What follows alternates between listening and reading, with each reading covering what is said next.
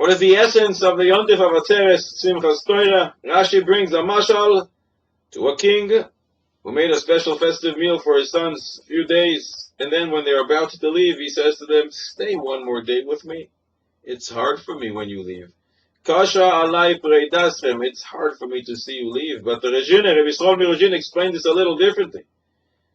Preidaschem is from the language of pirud, lack of unity. Here we are, all dancing together. Hakafos, Simchas Torah.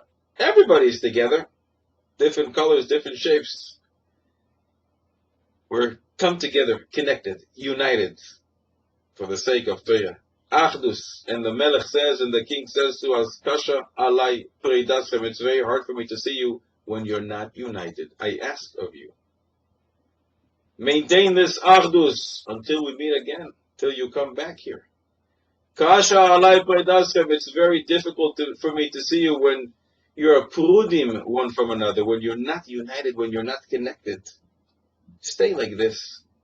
That is the essence of Simchas Torah.